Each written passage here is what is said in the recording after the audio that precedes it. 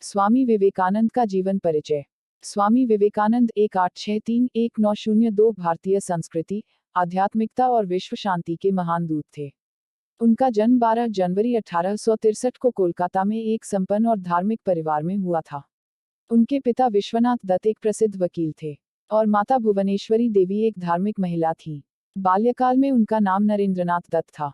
स्वामी विवेकानंद बचपन से ही जिज्ञासु और प्रतिभाशाली थे। उन्होंने कलकत्ता विश्वविद्यालय से स्नातक की डिग्री प्राप्त की और दर्शन, साहित्य और विज्ञान जैसे विषयों में गहरी रुचि ली।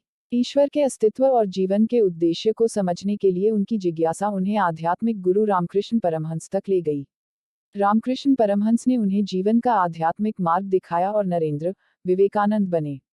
स्वामी विवेकानंद ने गुरु रामकृष्ण परमहंस से शिक्षा प्राप्त कर संन्यास लिया और अपना जीवन समाज सेवा और भारतीय संस्कृति के उत्थान के लिए समर्पित कर दिया।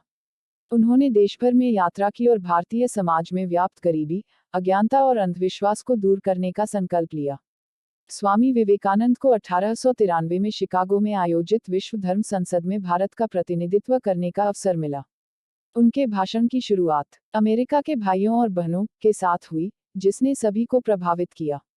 उन्होंने भारतीय धर्म, संस्कृति और वेदांत की महिमा को विश्व मंच पर प्रस्तुत किया।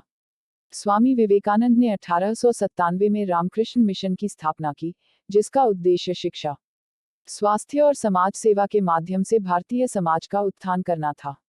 यह संस्था आज भी उनके आदर्शों पर काम कर रही है। स्वामी विवेकानंद ने युवाओं को आत्मनिर्भरता, आत्मविश्वास और कर्मयोग के महत्व को समझाया।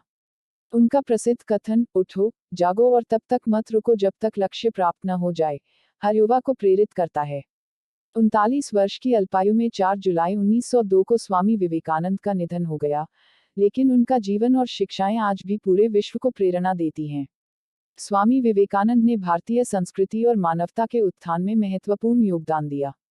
उनकी शिक्षाएं और विचार हर पीढ़ी के लिए प्रेरणादायक हैं। वे सच्चे अर्थों में मानवता के मार्गदर्शक और युग पुरुष थे।